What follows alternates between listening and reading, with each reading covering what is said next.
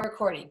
Okay, you guys, thanks for hopping on. I know some of y'all are catching this on the replay, but we tonight are talking all about how to set our calendar up for success. So I will tell you a little story about myself, and as far as like the calendar going for me is that I am the most organized, unorganized person you'll ever meet. Organization does not come natural to me. It is something that I have had to work at. I have had to, really put effort into. But I will tell you, regardless of where you are, if you are like super teacher organization, or if you are off the charts unorganized like me and everything is scattered everywhere all the time, you can be more efficient. You can be more effective with your time. We have 24 hours in a day. We should be sleeping 8 of those, at least 7 of those. And so it doesn't leave us much time to get everything done and spend the time with people that we know really in that short period. And there's so many things that are pulling at us. So I have learned through the last several years of my life, whether it's been in, what I'm currently doing now, or whether it has been in when I was in pharmaceuticals, I've learned some tools. So I'm going to pass those on to y'all. Some of you know Blair Crit. She has been a huge mentor when it comes to this. But I do also have my own little spin on it. So yes, first thing that you need now for tonight, but you need just in general, is your calendar. Like having a calendar. Now, I will tell you, I am a paper girl. Yes, I am a paper girl, so I use a paper calendar. Those of you super cool kids who can use a digital calendar, more power to you. I am super envious, but I am not that cool. So if you can use that, then great. This still can apply to you. But you need a calendar. I will tell you my favorite calendars personally are, I have 3 that I have really loved and become addicted to. The first one is Law of Attraction. I love that calendar because it starts at 5 a.m. And I know that sounds really early for people, but that is when my day typically starts, is 4:30 or 5. So I can start blocking my time then. I also love Passion Planner. It is set up like Law of Attraction, but starts at 6 a.m. But what I love about those 2 is there's 30-minute increments, right? And so you can basically divide your day into 30-minute increments on your calendar. And so I really like that. I also love the calendar called Mom Agenda. Just depends on how busy your day is. Mom Agenda is really great also. It's one that I used when I was in corporate America, and I really loved that calendar. Erin Condrey is another great calendar I hear. I personally have not used her calendar, but I've heard a lot of people who love that. I've used her journal, and I really like her journal. So you need to have a calendar, all right? A calendar. You need to have some pencils. Pencils are key because life changes every moment of every day. I highly advise people to use a pencil for your calendar, not a pen, because I promise you the moment you use a pen, you're going to be using whiteout, and nobody wants to carry 2 things around. So using a pencil is so key.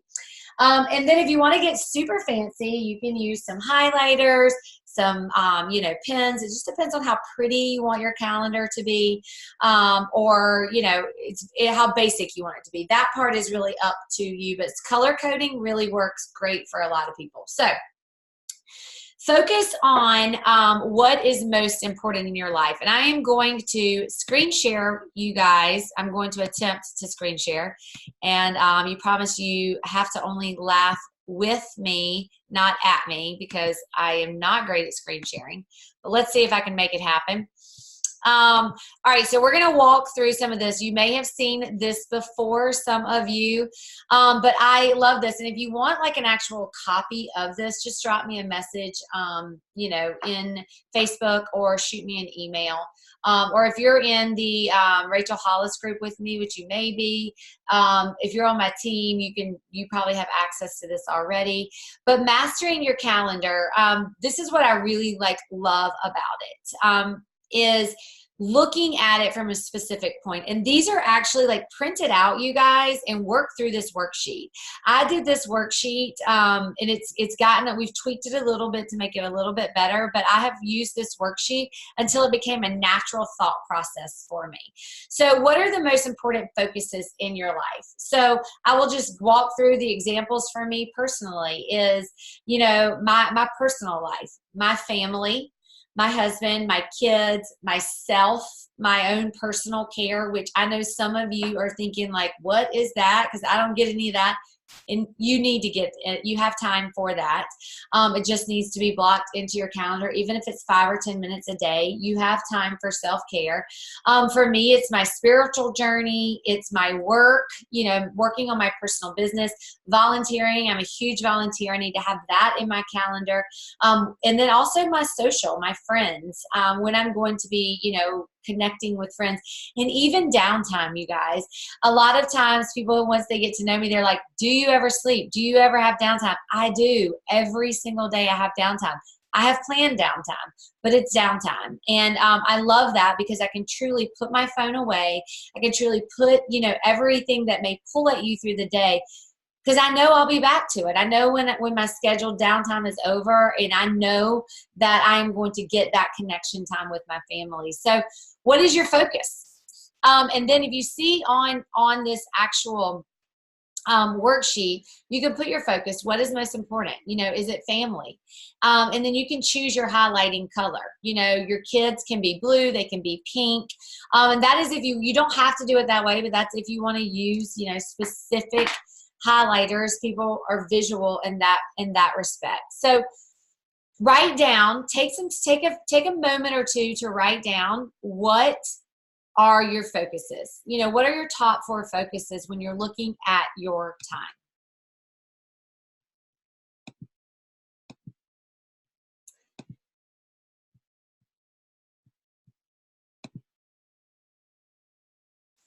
And one of the things I want you guys to think about when you're looking at planning your week, setting your week up for success. If I were to open your calendar, if your spouse, your colleague, your best friend were to open your calendar, would they be able to see what's most important in your life?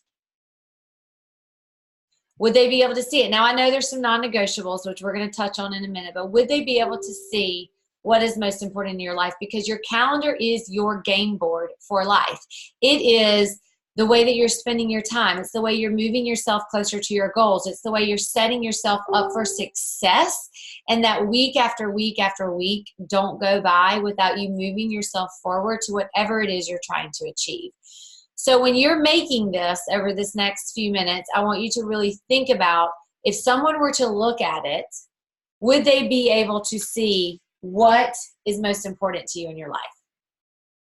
So give me a sort of like a thumbs up, or look at me if you feel like you have that sort of locked in. You know what your importancies are.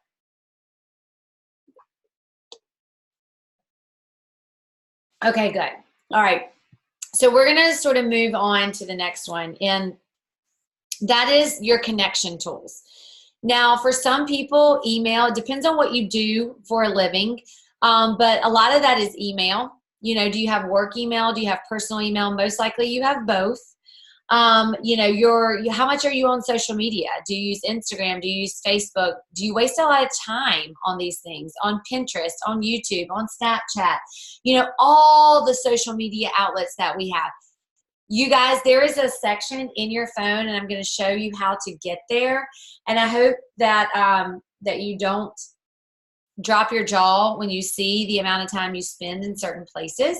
But I'm going to show you how to find that. And I would write this down, that every single Sunday you do a self-check. If you have teenagers in your house, this is a great resource for them too. On Sundays, my daughter knows that we do a self-check of screen time. Where is she spending, what's her average screen time, and where is she spending it on her phone? And she knows what her goal is, and if she goes over it, then she knows that this next coming up week is you know, she gets some taken away. So I'll show you guys how to find that, but think about where you're spending your time, where you are and where you should. Okay. For this exercise, really think about where you should be spending it. You know, is it your corporate job? Is it a business that you're growing? Whatever it specifically is, spend time. Like, where do you need to be spending that time? I know for me, email isn't really all that important. I check email twice a day, usually in the morning and usually before I go to bed at night. Sometimes if I have a few extra minutes in the middle of the day, I will scroll through and make sure it's nothing urgent. But most of the time it's twice a day. You know, most of the things that I am going to check are my text messages and my Facebook Messenger, because those are super important to me and to my business. And so those are specific things, you know, or phone calls. Also, some people may be getting a lot of phone calls. So picking a time to check these things. So when are you going to check them? You know, if you're going to a corporate job for 8 or 9 hours a day, you know, do you have a lunch break? Do you take time in between that? Is it best to check before you pick up kids from school? First thing in the morning. The next thing we're really going to talk about, I want you to analyze, is the time that you wake up. So you guys know that I'm a huge Rachel Hollis fan. You guys know that I love everything about morning motivation and really having that morning ritual, right? It was not something that I had in the past. It was something that I have self-taught and I have learned a lot about. And if you guys, I think most of y'all are very familiar with, obviously, the last 90 days, you know, the last 90 days of the year, but the last 90 days of this decade. The last 90 days is a huge focus for Rachel Hollis. Just knowing the good last 90 days is starting out the way you start your first 90 days. And y'all, a lot of that starts with your morning routine. There are so many people that you hear that are successful in whatever they're doing in life. They get up earlier before other people. Now, I will tell you, this is a skill that you have to really you have to develop if you're not a morning person. I was not a morning person. Like, I rolled out of bed like 1 minute before my kids needed to get up. But you can self-teach yourself. I know for me now, my morning routine takes 1 hour. 1 solid hour. So if I need to get my kids up at 6 a.m., I have to get up at 5 a.m. If my kids, it's on the weekend, they don't need to get up at 8, I know I need to get up at 7. That has become a non-negotiable for me in my life, because I know the things that need to get accomplished in that hour. And most of the time, especially for us, you know, women who are juggling families and jobs and all of these things, it may be the only hour you get to yourself every day, really. If I'm just being real, that's probably the truth. If not, every other time you've got something, someone pulling at you, right? So I challenge everyone to really lock in, make that morning routine important. Okay, but what about your bedtime routine? This was something that was really new for me this year. I did not have a solid bedtime routine.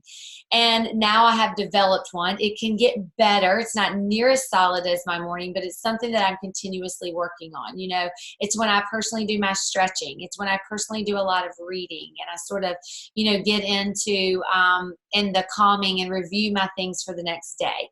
So once you sort of figure out what these routines are, and you're not going to figure that out on this Zoom, but if you need help sort of developing what a good morning routine looks like, I have some resources that I can definitely share with you. I also have, I was trying to see, let me grab a book for you really quick too.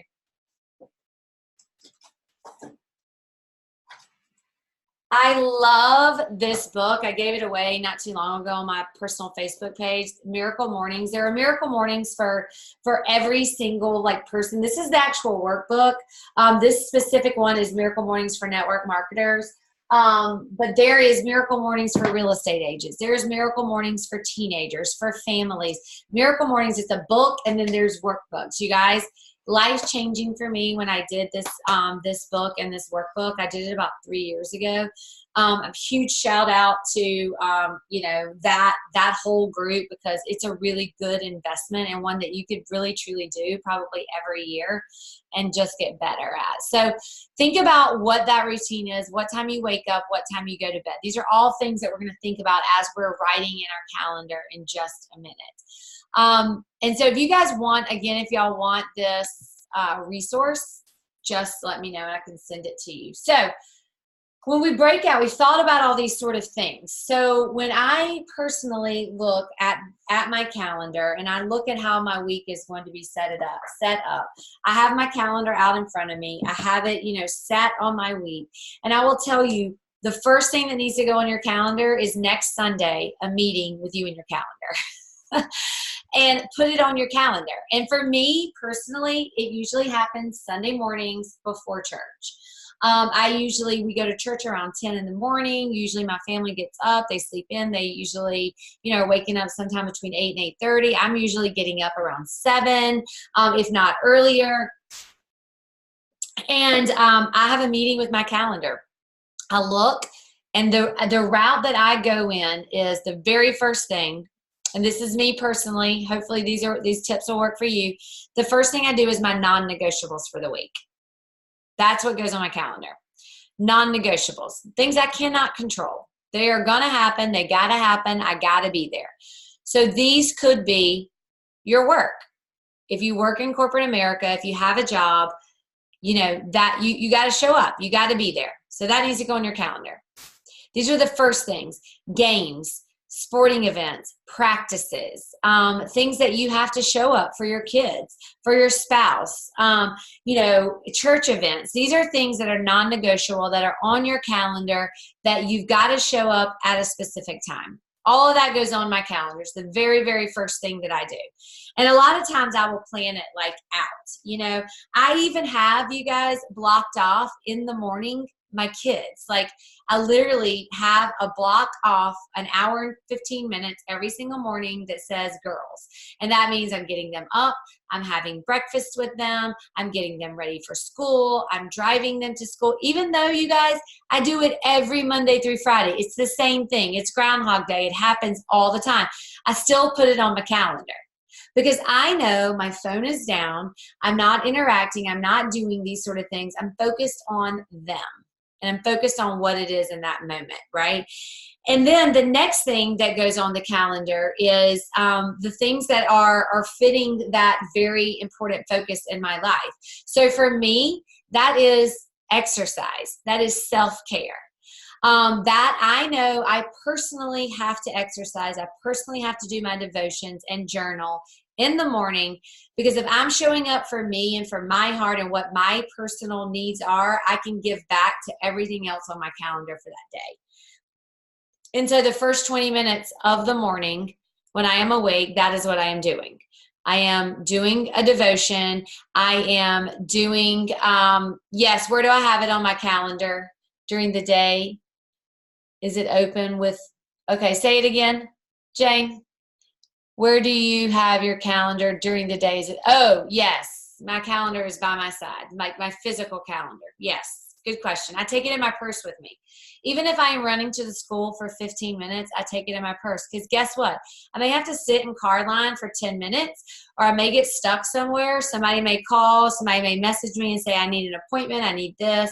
I never know what's going to happen. I never want to be stuck without it, even though, I have a big purse, so it goes with me. I hate to say it, but it's like, it is my game board for my life. Yes. If there is, I may not have my wallet, but I got my calendar. That is the truth. Yes. So the next thing after your non-negotiables, you guys, is putting those things that are serving you. For you, it may not be devotion. It may not be your gratitude journal. It may not be exercise, but there is something that if you're not doing it, you need to be doing it, that is going to fill your bucket. And if you don't have if you are like, I'm not doing anything right now, start with 5 minutes of journaling. Get yourself a scrap piece of paper. You don't need anything fancy. There's 2 journals I love. I love the Rachel Hollis journal, and I love the I Choose Joy journal by Danelle Delgado. They're both very, very similar, but they're both a good 10 minutes, a good 8 to 10 minutes every single morning. If you don't feel like you can start there, don't overcommit yourself. We're talking baby steps, right? Journal in your phone, in the notes section of your phone. Just find 5 to 10 things, 10 if you can, and you should be able to find 10 things you're grateful for. I see a little baby to be grateful for, right? Find something that you're grateful for, you guys. Find 10 things. And it can be grateful that you woke up today. It can be grateful that you have gas in your car. It can be grateful that you have a phone to text in. But I will tell you, when you start your day out with gratitude, it really, really helps your heart and your mindset. So I write that down. Again, every day it is the same thing, but I still write it down because it holds myself accountable. So that's the next thing that goes on there. And then I do plan my workouts. I will plan, and sometimes it changes. I will tell you, my calendar never stays the same from when I planned it on Sunday. Almost every day something goes different than what I actually planned. But because I know where the flexibility is, then I know where I can change it, right? So whatever it is, even if you are working 9 hours a day and you've got immediately activity to activity, park further in the parking lot. Park further away in the parking lot, and you take an extra 30 seconds to walk in and out of wherever you're going. These are small little things that you can do, and while you're doing that, you can be talking to yourself about what you're grateful for. You're walking into your work, you're walking into certain places. Use the daily activities that you can do to squeeze in other things, right? So after you have that on your calendar, so you got your non-negotiables, you got your things that are really serving yourself so you can show up for the rest of your life, put those things on there that are next on your line. So for me, it's business for me, because I do not work in corporate America. I can sort of guide where I want to work my business. And so I put that on my calendar, but it's not just putting it on your calendar. It's about specific things that you are doing. So if you have a flexible job, if you are, able to do certain things, don't just put on there work or business. Put what you're actually going to do during that time. What is it that you're doing? Are you doing training? Are you, diving into certain things with your business? Do that. And then the next step is to really sort of fill in the blanks with your downtime. Fill in the blanks. There may be certain times, like there are certain nights that I try to always work. There are certain nights that I try to always not have anything to do. There are games that my children have. That's a non-negotiable for me. If I am in town, I am not missing their games. And so putting those things on your calendar and making sure that every little section is blocked off. So the other thing that I will just leave you guys with is before the nighttime routine, before you go to bed at night, one of the biggest service things that you can do for yourself to really set yourself up for your week is review what you did great that day. Like, where did I knock it out of the park with my calendar? Or where did I stink it up and I can do better tomorrow? Because I'm going to tell you what, it's a learning process to get solid with your calendar. But once you get solid with your calendar, there are so many other things that you just end up having so much more time in your day. But review what you got to do tomorrow. Because there are some days I don't like to get up before 5 a.m. I mean, honestly, I don't like to get up at 5 a.m., but I do it because I need to. But there are some days that I'm like, I got a little more to do than I got finished today. And tomorrow I need to get up I'd rather get up 30 minutes early than stay up. That's just me personally. I don't like to stay up too late. So those would be some other things that you really can focus on is, what does tomorrow look like? The last thing is having a meeting with the people that are in your life, the people who live under your roof, on Sundays. Basically, I have that meeting with me and my calendar. I will say, if you're listening to this, most likely you are the scheduler in your house. You're sort of running the schedule. You're sort of like the person dictating what is happening.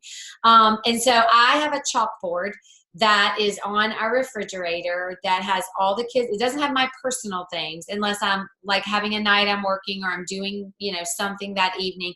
But it has the kids' schedule and it has dinner. And we talk about it. My husband and I get him still for 5 minutes and physically bring him over and look at it. And yes, I love it. I love it, Lacey. It's funny though, right? I will say, this is what we have going on this week. Do you have any questions? Because the thing is that when things come up, you don't want it to be a surprise. And I have done that. I have failed my family so many times by not, prepping and saying, oh my gosh, remember I told you? Well, whether I did or I didn't, it's still a surprise if it wasn't planned. So the way to sort of avoid some of those issues is to really just say, this is what the week looks like. If you're talking for dinners or you're planning things out, it really will help you save money too, because you're planning sort of that out. So, and again, you guys, plan downtime, like plan time to be with your children, plan time to be with your spouse, plan date nights, plan those sort of things, because if you don't, then you'll overplan yourself. And I am definitely guilty and have been guilty of overscheduling myself. And there are little tweaks that you can make here and there where you really, truly can get the most out of your day and the most out of your calendar. So, I love it. Yes, it does avoid stress. It really, really, truly does. So does anybody have any questions or comments or anything that help them schedule their week out?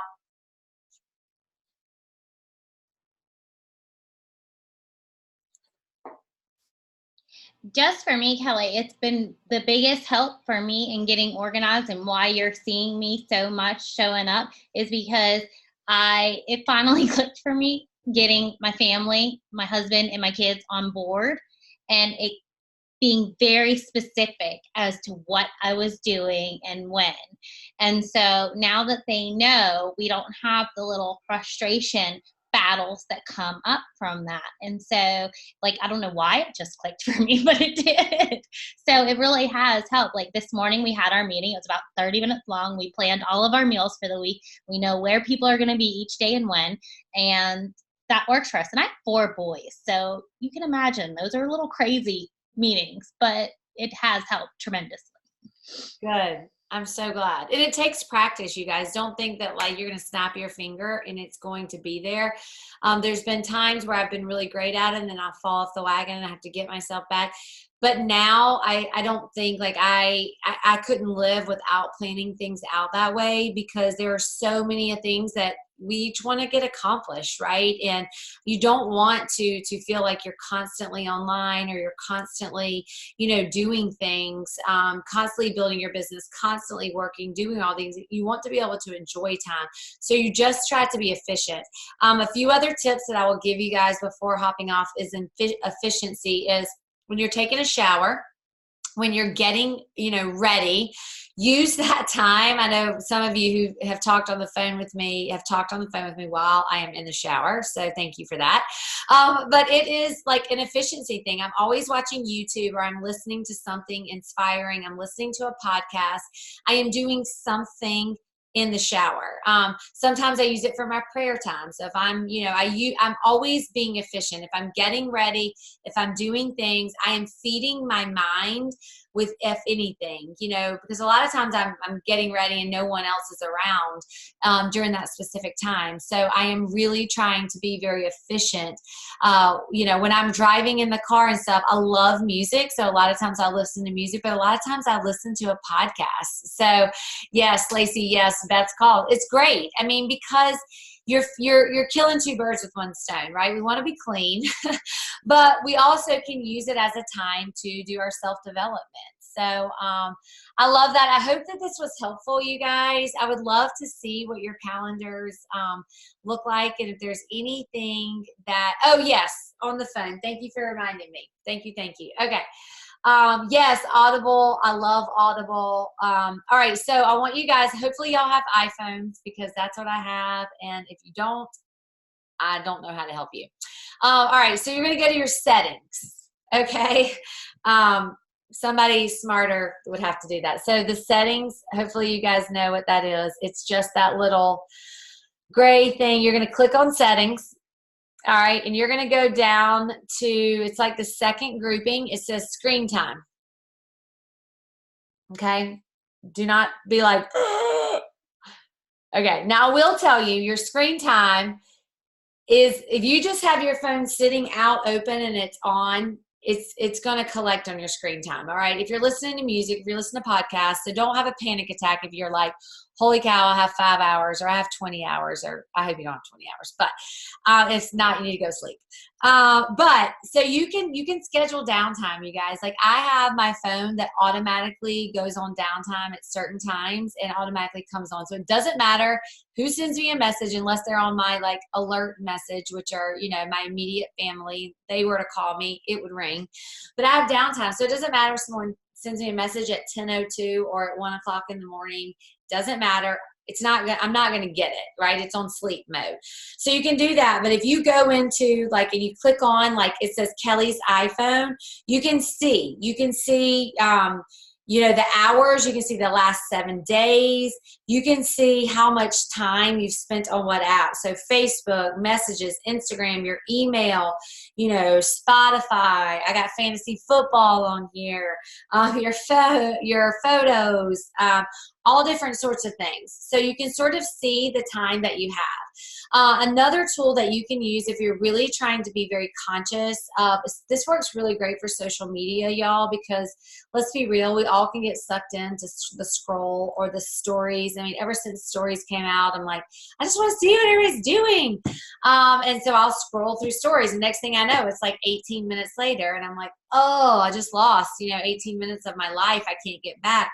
I love you people on stories, but you know what I'm saying? Like, it's okay to go to stories, but schedule when you're going to go to stories, right? So you don't get caught up in that.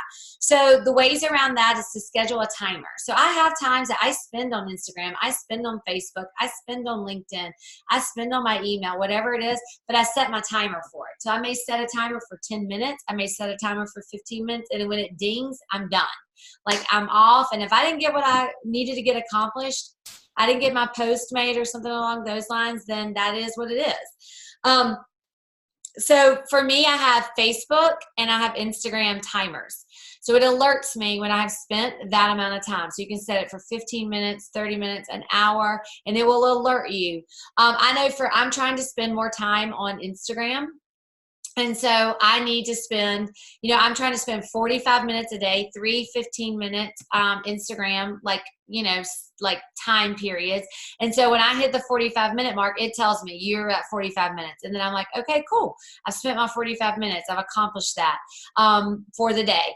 And so that will be, you know, you can set those different things up on your iPhone. So did everybody see where to find it?